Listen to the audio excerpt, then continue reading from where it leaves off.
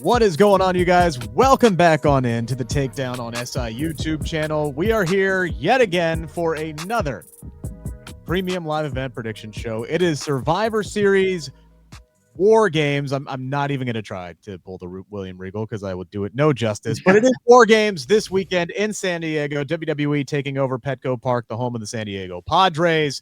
Rick Ucchino, Blake Lovell, Zach Haydorn with you guys here again.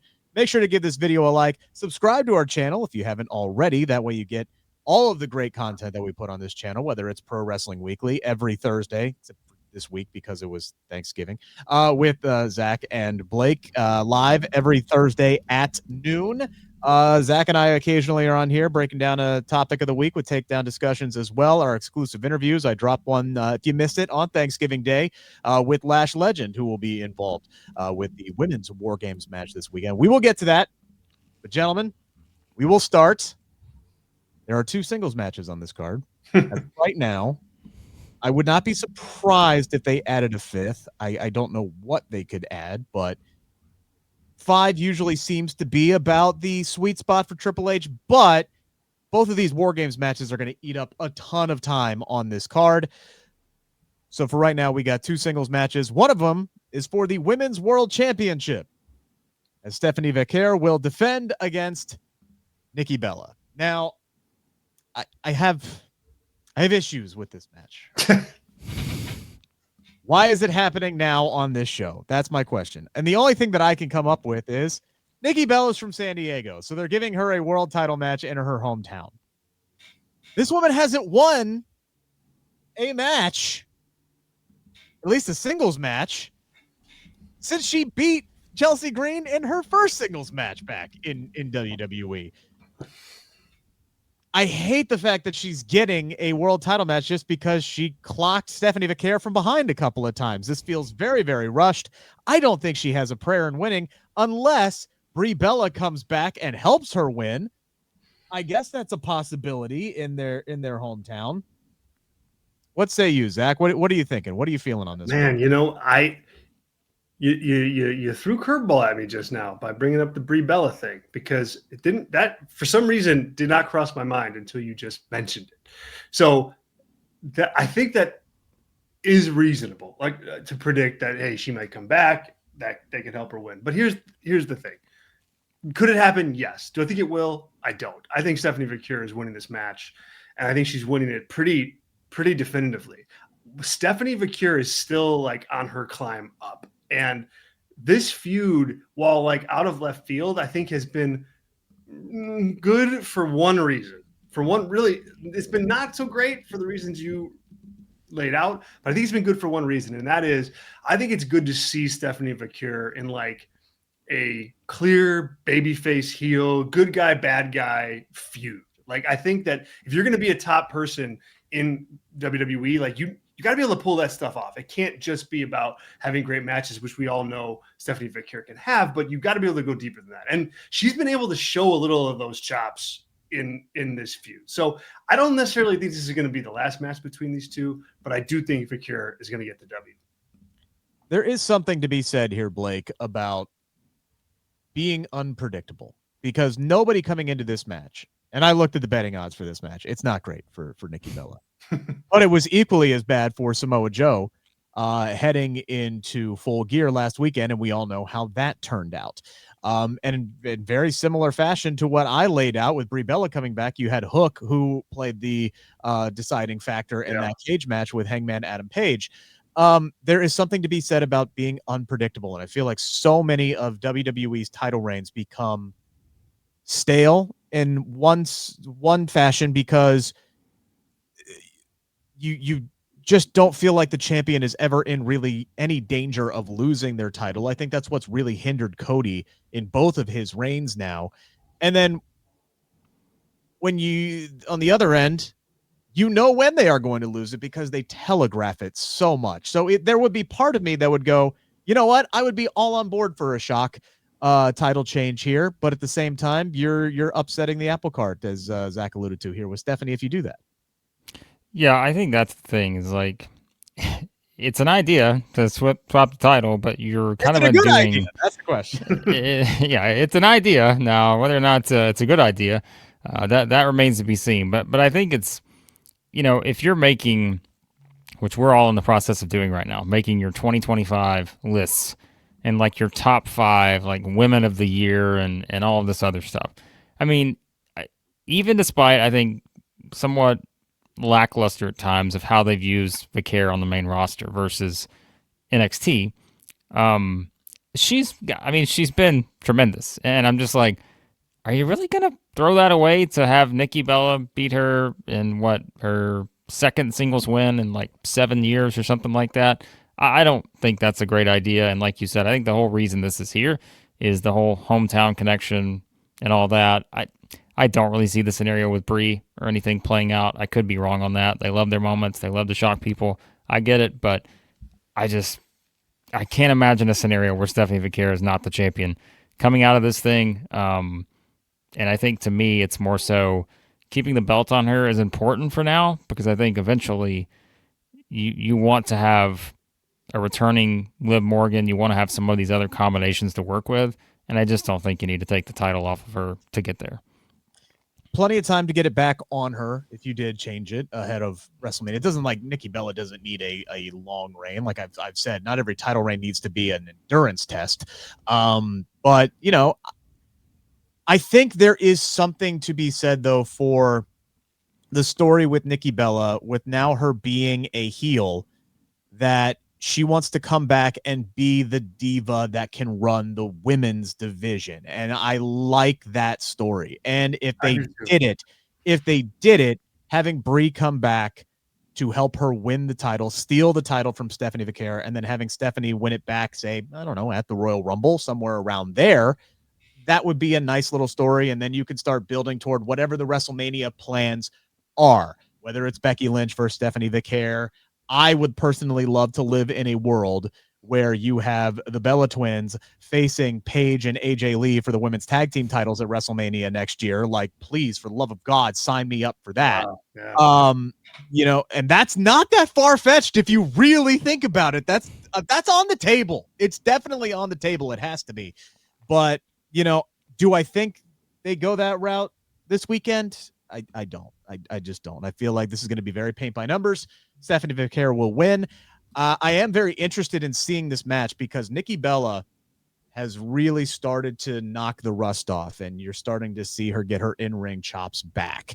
I expect this match to be better than the one that she had with Becky in Paris, which was, I think, her worst match since she's been back. But I still think Stephanie Vaquer is going to come out on top in this one. Intercontinental champion John Cena, that's still weird to say, will be defending the title for the first time in his career against Dirty Dom.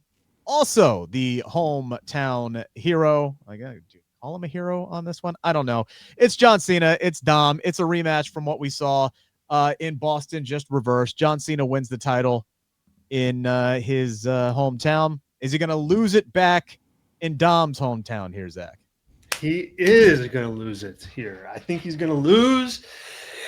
And maybe it's me just hoping he's going to lose. I'm not sure which one this is necessarily, because I think those lines for me are blurring right now.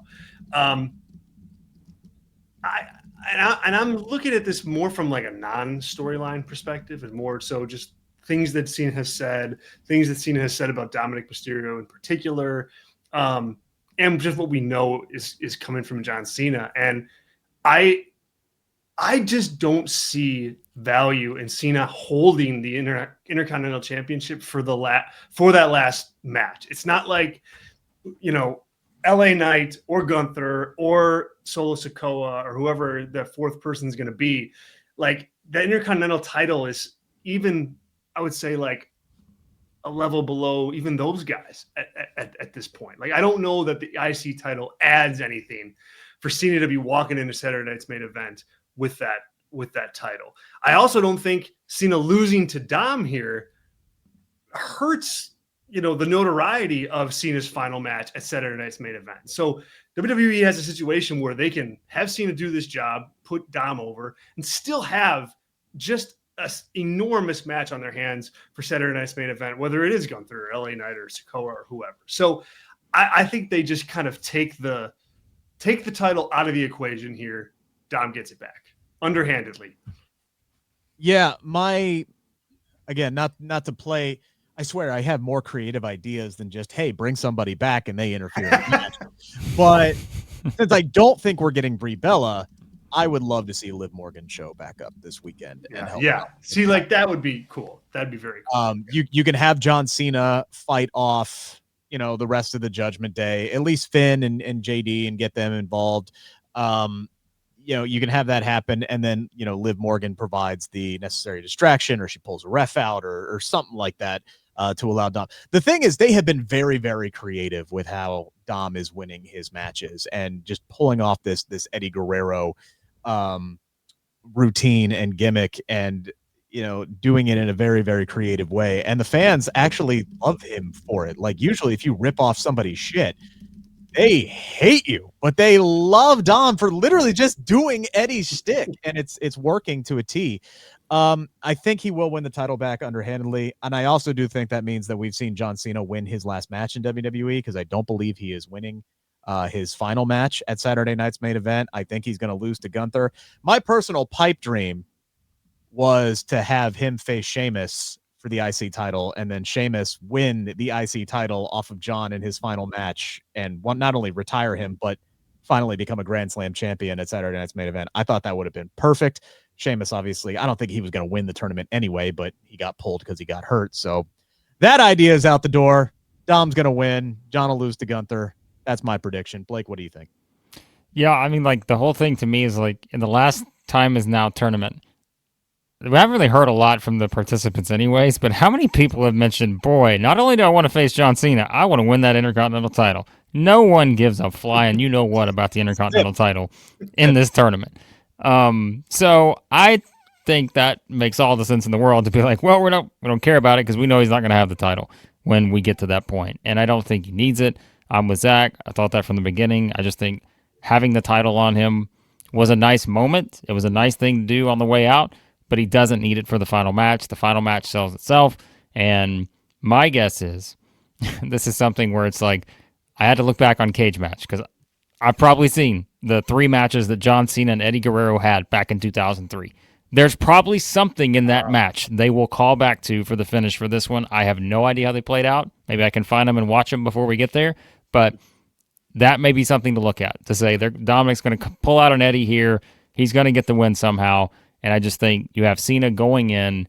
And I think that's where, again, if it's Gunther, I don't need to see Gunther with the Intercontinental Championship again because I've seen it before. I've seen the long reign, and there's nothing he can do in the next title reign as the IC champion that's going to top that. So let's just keep him where he needs to be, and that's at the top. And so get this Intercontinental title out of there, give it to Dominic, and let's move on. These WarGames matches that they have booked, I don't know if they're going to be good, but God dang, man, they got some names in these matches.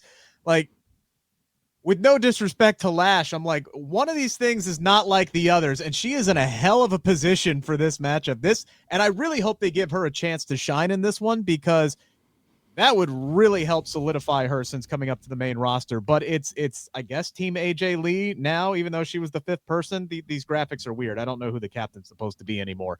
But Io Sky, Rhea Ripley, AJ Lee, Charlotte Flair, Alexa Bliss, Jesus, Becky Lynch, Nia Jax, Asuka, Kairi Sane, and Lash Legend. Oh boy, we at least this isn't like 5-on-5 elimination, because I wouldn't even begin to try to think. Yeah. Who could be a sole survivor or what with some of these names in both of these matches. Zach, how do you see this one shaking out? Man, first of all, I agree with you on the just the lineup for both WarGames matches. I mean, it is like star-studded. It's star-studded across the board. And I'm a big proponent of, in general, like when you have these big main event WarGame style matches, like put the biggest stars in it. I always thought it was kind of weird when you had these like attraction matches and it was filled with mid-card guys. So I like that. I like that here a lot. To me, I think you're going to see the babyface team just kind of vanquish the evil bad guys in this one. I think it's going to be a pretty, paint by numbers war game style match in that regard, in terms of just, somehow the baby faces get on the defense and they got to claw back. And then they do. And I mean, I think you just get to see all the stuff you want to see. You get to see Rhea Ripley destroy some people. You get to see Sky do something off the top. You get to see AJ get her hands on Becky Lynch. I'm sure Lash Legend's going to have a couple spots built for her in this match to shine. I don't think they would make the mistake of just ignoring the fact that she's having her first real big moment in this. But then I just think the babyfaces win. I think I think you want to give, if nothing else, I think you want this match to help pour gasoline on the AJ Lee, Becky Lynch fire for that feud whenever it's going to happen. And so I think the best way to do that, in this case, because of what Becky's doing, because of the shtick she's got going on Twitter, complaining and going to her lawyers, I think the best way to do that is to continue to feed AJ Lee momentum. And I think she gets the W here. You mean President Lynch? President Lynch. The gimmick that she's doing. Have red hair or orange hair. Cool. At some point in this match, I think whether it would be hard for her to be abandoned, right? But I just get the vibe that her teammates are very quickly going to get tired of her BS. And whether they're all taken out, whether they just say, throw their hands up, F it, there's going to come a point in this match where it's going to be Becky versus literally all 5 women on the other team.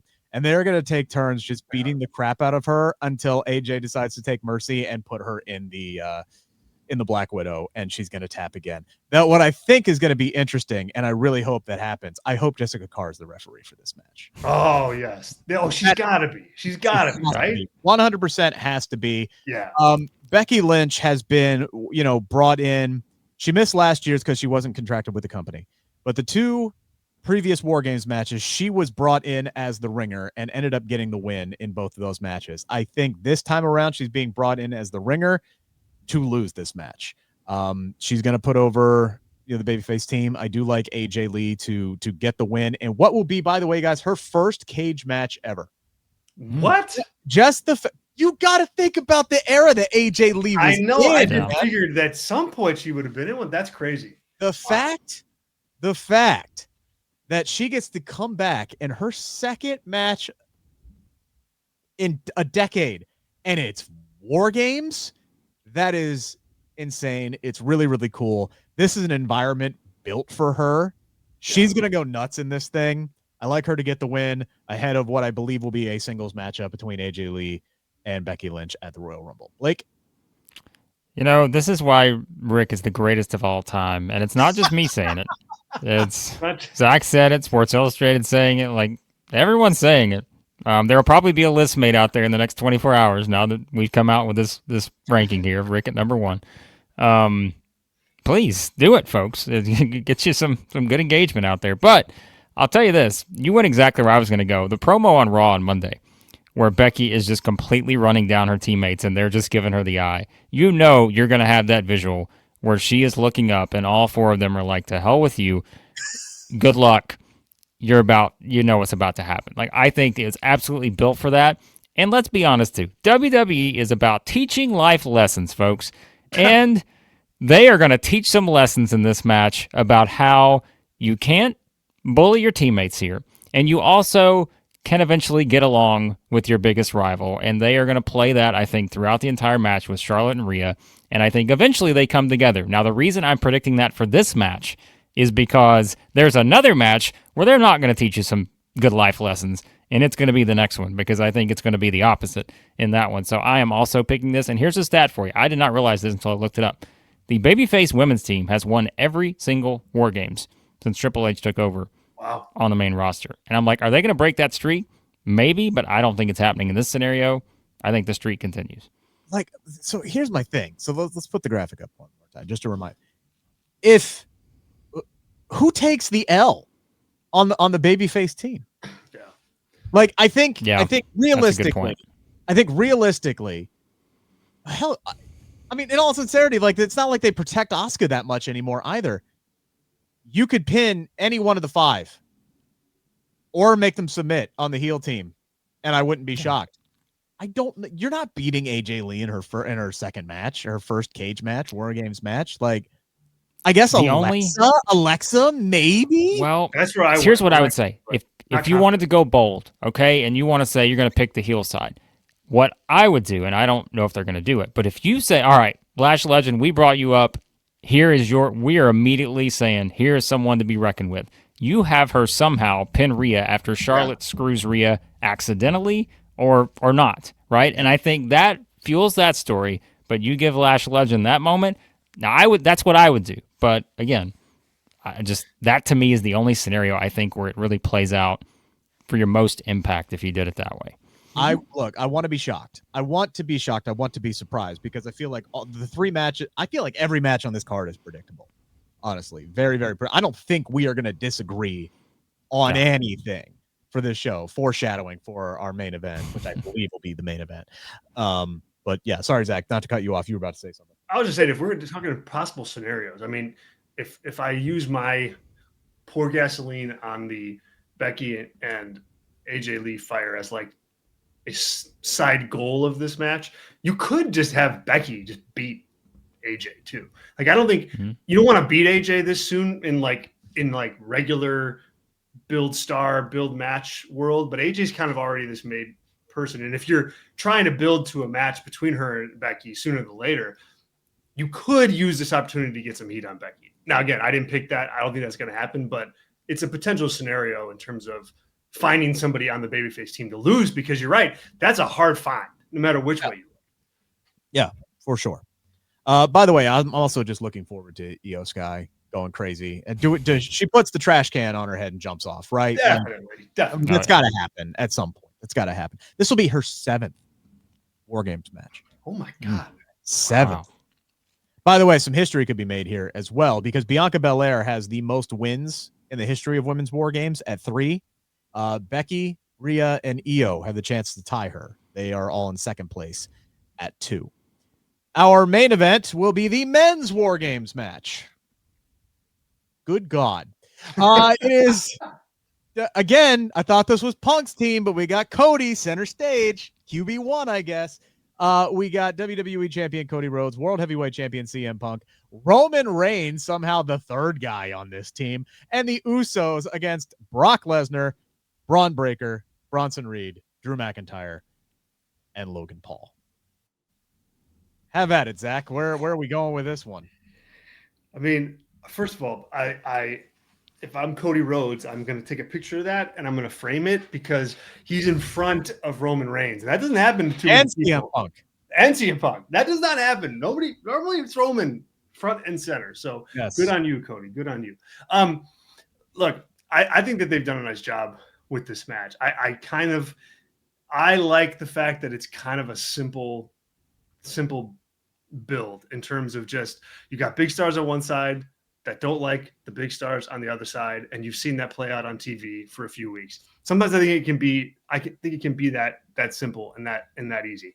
I hope we don't get a lot of, and we talked about this on Pro Wrestling Weekly this week, I hope we don't get a lot of, can they coexist or can they not, and they're bickering and they're fighting. Like, I don't want to see that. I want to see the good guys just be on the same page and be on the same team and fight this other team. I think that's a big selling point in this match, is just having all these guys on the same side and, working together. I think that's more fun than seeing them bicker back and forth. With that said, I can't ignore the elephant in the room, which is Brock Lesnar on that side. Look, I mean, Lesnar just does not lose in WWE very often, no matter what. And so as long as he's standing there, I'm taking the heels to win. Here's what I hope doesn't happen. I hope they don't take the easy, pointless way out of, you're right, bickering, they're not on the same page, and the heels pick them apart. And the finish to me matters here. I don't think the result is ever going to be in doubt, but the finish really matters here. If they just did Brock Lesnar pinning Jimmy Uso, right? Who cares? Or Brock Lesnar pinning Jay, for that matter. Who cares? This needs to be Braun Breaker pinning CM Punk to win the match. That's who needs to come out of this looking the most dangerous. The whole point of putting Brock Lesnar in this match should be to make Braun Breaker look like a bigger badass than him. Mm-hmm. So I would love to see Brock kind of get his ass kicked in this match a little bit. Yeah, he's going to be dangerous. He's going to throw some people around. He'll hit like 15 German suplex. He might hit somebody with a chair. The problem is when you put Brock in an environment like this, he's kind of just the weapon himself. He doesn't. Yeah. They don't get extreme with Brock. I think back to the cage match that he had with John Moxley at WrestleMania, and to hear John's side of the story, he's like, I tried so hard to do all these cool creative things, and Brock was just like, nah, bruh, nah, cool. We'll throw a few chairs in there. It'll be all right. Don't worry. Well, we got it. It's fine. That's kind of what I'm worried is going to happen here with Brock tonight. But maybe they'll surprise me. I think Braun Breaker should pin CM Punk. I think he will pin CM Punk and set up a world title match down the line. Blake? Yeah, I think Breaker is the winner here. I feel like that's the most impactful thing you could do. And I think to me, the questions come in. I think this is your best chance to go ahead and really establish where we're headed for April. And I know that's wild to think about because it's a long way away. In the previous regime, you would never kind of feel like, but I'm just like, I think we're going to see something here where it's like, are we getting Reigns versus Punk? Are we getting Cody versus Reigns 3? And I know we still have the Rumble and much more before we get there, but I think this is like one of those where you are locking these guys inside of a cage and you can give the clearest hint of where you want to go. And that's where, again, I mean, do you do Breaker and Punk at the Rumble? Do you do Breaker and Punk at WrestleMania next year? I'm just like going to keep going back to the whole poker table here. All right. We're just going to keep going around the poker table and saying, all right, we know that guy's going to be in a headline match. That guy's going to be in a headline match. And you just got to figure out the combination.